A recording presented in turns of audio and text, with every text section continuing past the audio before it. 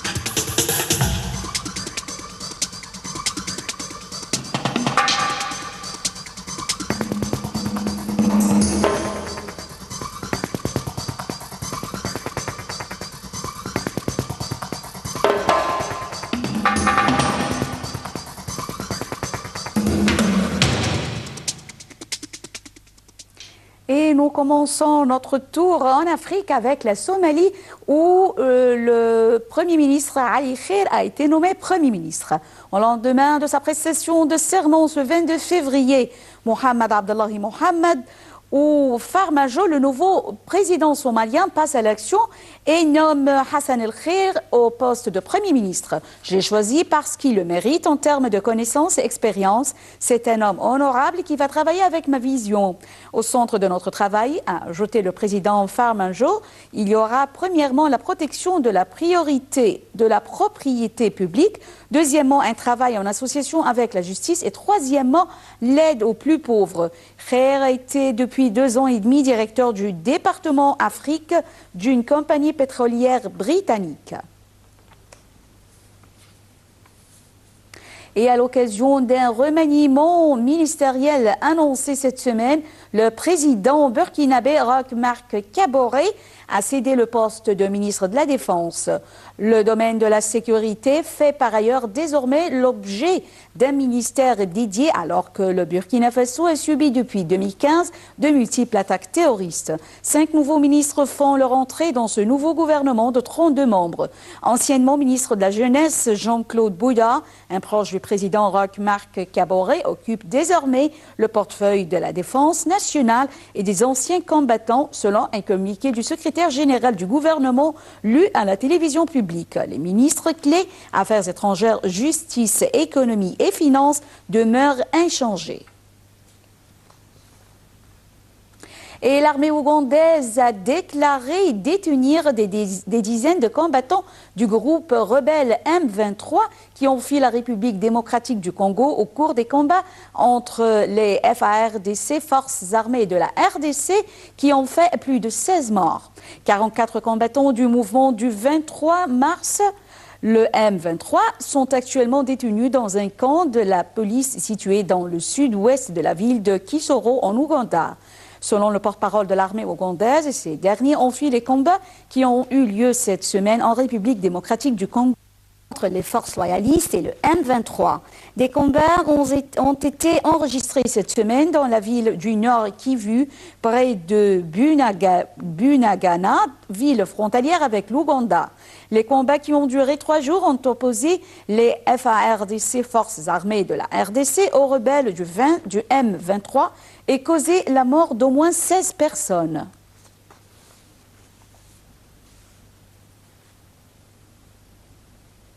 14 pays se sont engagés ce vendredi à fournir cette somme d'aide, 672 millions de dollars pour lutter contre la famine dans une conférence de donateurs tenue à Oslo, capitale de la Norvège. L'objectif est de soutenir le Nigeria et les pays voisins confrontés à la famine du fait de l'insurrection menée par Boko Haram. Le montant promis sur 3 ans est destiné à une région où, selon les Nations Unies, 10,7 millions de personnes ont aujourd'hui besoin d'une aide d'urgence. L'ONU estimait les besoins à quelque 1,5 milliard de dollars pour la région du lac Tchad. La situation humanitaire dans cette zone frôle de désastre, conséquence de 8 années de violences perpétrées par les terroristes. 5,1 millions de personnes manquent de nourriture et plus de 500 000 enfants souffrent de malnutrition aiguë. Et on se retrouve dans quelques secondes.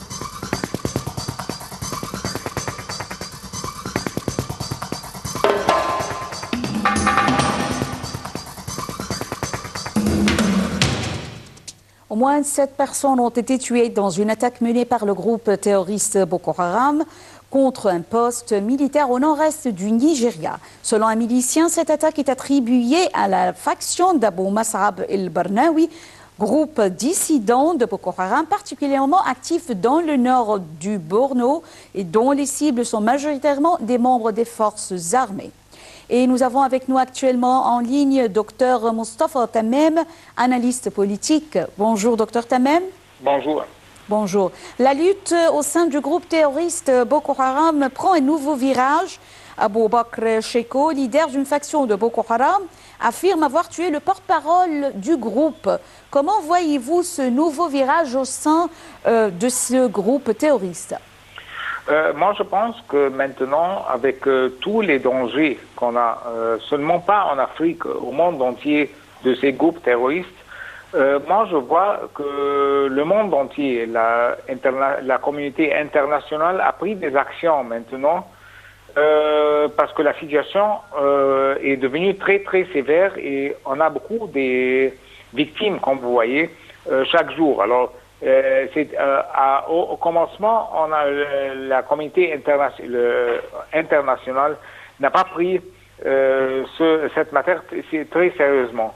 Mais moi, je pense qu'avec toutes ces actions-là et tous ces gens qui sont blessés, qui sont morts, moi, je pense que la communauté internationale a pris une action et peut-être pour éliminer ces groupes-là, pas seulement en Afrique, au monde entier.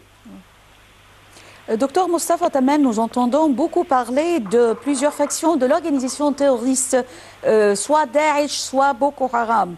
Est-ce que chacune de ces factions a un but différent que celui de l'autre? Non, moi je ne pense pas qu'il y ait une différence. Et surtout, on a un objectif commun. On veut seulement tuer les gens, on veut faire des troubles au monde entier, mais on n'a pas un objectif spécifique.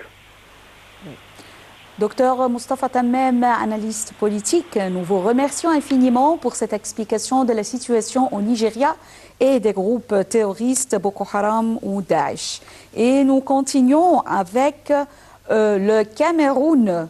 Visage contrasté pour la production de café au Cameroun alors qu'on assiste au lancement de la campagne caféière 2016-2017. D'après l'agence de presse Ecofin, la production caféière du Cameroun est passée de 23 865 tonnes entre 2014 et 2015 à 24 000 tonnes entre 2015 et 2016, soit une légère hausse de 135 tonnes. Un résultat presque en stagnation, il contraste avec le boom remarquable de la transformation locale du café au Cameroun. La transformation du café multipliée par 8 entre 2014 et 2017, passant ainsi de 448 à 3786 tonnes. Il faut y avoir la conséquence des efforts déployés des dernières années par le Conseil interprofessionnel Cacao-Café pour la promotion locale de ce produit. Dans la lutte pour sa survie, le sort du crocodile de l'Afrique de l'Ouest repose sur un zoo au cœur de la capitale économique de la Côte d'Ivoire, Abidjan, un zoo confronté à un avenir incertain il y a quelques années. Cette espèce de crocodile à museau mince nouvellement rapportée a été découverte par un scientifique américain dont le zoo lui-même et un programme de reproduction improvisé a été mis en place pour l'arracher des mâchoires de l'extinction. Les premiers historiens écologiques britanniques et français en savaient beaucoup sur les crocodiles et ce qu'ils décrivaient comme des espèces uniques, explique l'écologiste Matt Shirley. Le zoo a également un programme d'élevage pour les crocodiles et reçoit l'aide d'organisations partenaires aux États-Unis. Jusqu'à présent, les efforts de reproduction ont permis à environ 40 jeunes crocodiles de voir le jour. Et à 17 ans, le Camerounais Nji Collins Djba est devenu le premier représentant d'un pays africain à remporter le Grand Prix du Code In Contest de Google. Il y a quelques semaines, il n'aurait jamais imaginé se rendre en plein cœur de la Silicon Valley américaine. Mais tout a changé lorsque Google a annoncé que Nji Collins Djba était parmi les 34 vainqueurs du Coding Contest, un concours informatique annuel réservé aux jeunes de 13 à 17 ans. Il est alors devenu le premier Africain à gagner cette prestigieuse compétition qui a vu s'affronter plus de 1300 adolescents de 62 pays autour de tâches de codage, de recherche et de documentation ou d'interface utilisateur. Et en Ouganda, un mariage de masse a eu lieu où 200 épouses, avec leur robe blanche, ont rejoint la cérémonie de mariage à l'église dans 5 immenses véhicules décorés. Contrairement à la coutume pratiquée habituellement en accompagnant les épouses au moyen de très chic voitures vers l'église, la cathédrale du Miracle à Rugaba a choisi de transporter les épouses dans des camions ouverts. Les jeunes mariés ont été entourés par la police armée qui sécurisait cet événement contre les attaques terroristes. Il y avait également un gâteau de mariage pour chaque couple.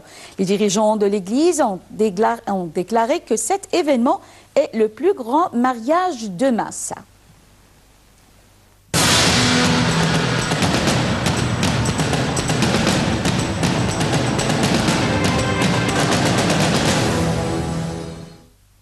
Et nous commençons notre revue de presse africaine avec la RFI qui nous déclare l'entreprise burkinabé Faso Pro, lauréate du prix de la meilleure innovation du forum Sahel Innove. L'Afrique en marche s'est rendue à Niamey, au Niger, où la première édition du Forum Sahel Innove s'est tenue cette semaine.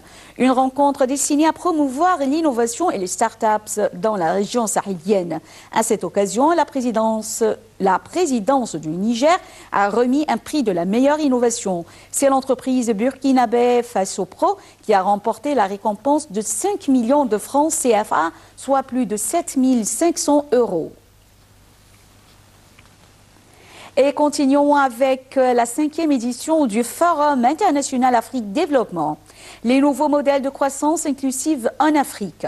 Le Club Afrique Développement annonce l'ouverture des inscriptions à la 5e édition du Forum international Afrique Développement qui aura lieu les jeudis 16 et vendredi 17 mars 2017 à Casablanca. Autour du thème Les nouveaux modèles de croissance inclusive en Afrique tourne le Forum international Afrique Développement qui est aujourd'hui la plateforme de référence de la communauté d'affaires et de décideurs politiques engagés en Afrique. Et continuons avec une nouvelle tirée de la RFI où nous lisons « L'Ouganda inaugure la première raffinerie d'or ». Lundi dernier, en Ouganda, près de l'aéroport d'Entebbe, a été inaugurée la première raffinerie d'or du pays et la première dans la région. 15 millions de dollars ont été investis par une société ougandaise. Elle raffine aujourd'hui 1 tonne d'or par mois, mais estime ses capacités à 1 tonne par semaine. Lors du lancement de l'usine, le président Museveni a annoncé la suppression de la taxe de 5% que supportait le commerce de l'or. Le ministre de l'Énergie en espèce des retombées plus importantes que celles venant de l'exploitation pétrolière. Et toujours à la RFI où nous lisons « FESPACO, l'Afrique muscle plus que son cinéma ». Ça y est, c'est reparti. Le plus grand festival du cinéma en Afrique a ouvert samedi 25 février ses portes à Ouagadougou, la capitale du Burkina Faso. La 25e édition du Festival panafricain du cinéma et de la télévision, c'est beaucoup plus que du cinéma. C'est tout un programme. Le trophée de l'étalon d'or de Yenenga, 150 films projetés dans des salles et des villages, mais aussi un méga concert avec la superstar Alpha Blondy et un volet fête populaire, cruelle et politique, culturelle et politique.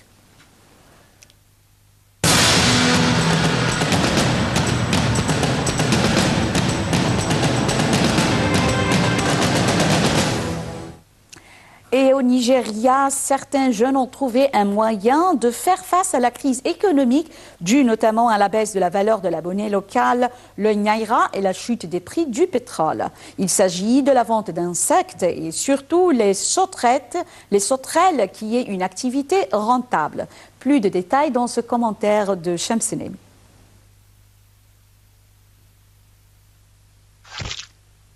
Au Nigeria, certains jeunes ont trouvé un moyen de faire face à la crise économique, due notamment à la baisse de la valeur de la monnaie locale, le naira, et la chute des prix du pétrole. À Maiduguri, au nord-est dans l'état de Borno, la vente d'insectes est une activité rentable. Certains commerces bénéficient en cette période de l'abondance de sauterelles sur cette partie du Nigeria. Ce commerce des sauterelles offre des possibilités aux commerçants de Maiduguri et de réaliser d'énormes recettes.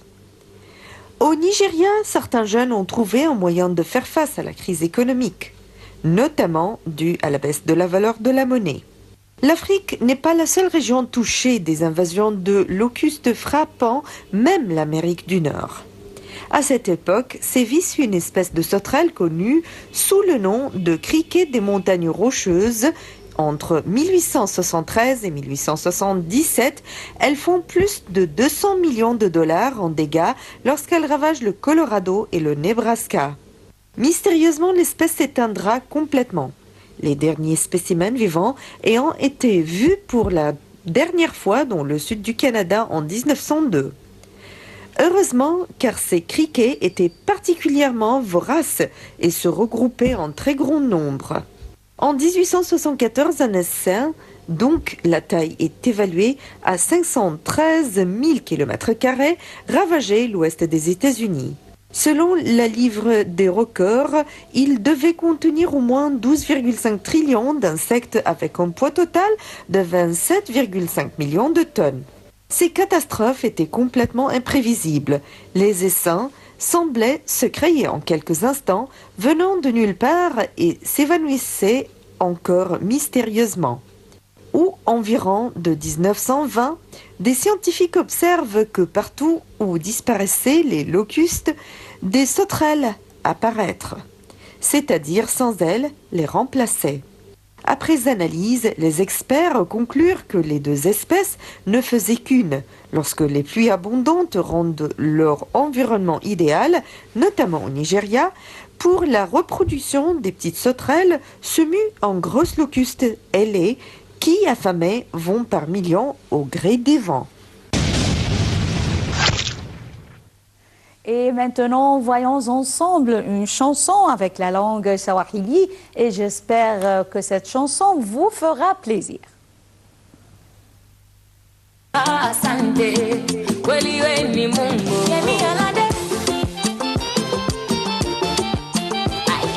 Papa asante, kweli we ni Mungu. Kama una hasule lazima utulie, ujivunie, ubangaize. Bara ya kazi lazima utakite, uburudike, jiachilie. Ila usisahau sifa nguvu zako, sema asante, kweli yeye ni Mungu. Tena si hatia spend your money, sema asante, kweli yeye ni Mungu. Hata ukikosa sema asante, kweli wewe ni Mungu. Na ukipata sema asante, kweli wewe ni Mungu. Nothing we drive is supposed to pass. You're not supposed to laugh. You're supposed to pass. Money ebe imana oye na bambo supposed to hammer. He's supposed to hammer. Oh, he's supposed to make a move. Ila usisahau sifa nguvu zako, sema asante, kweli yeye ni Mungu. Tena si hatia spend your money, sema asante, kweli yeye ni Mungu. Hata ukikosa sema asante, kweli wewe ni Mungu. Na ukipata sema asante. J'espère que cette édition de notre programme Autour du monde d'aujourd'hui vous a plu et rendez-vous la semaine prochaine. Nile TV vous souhaite toujours d'agréables moments. Merci et au revoir.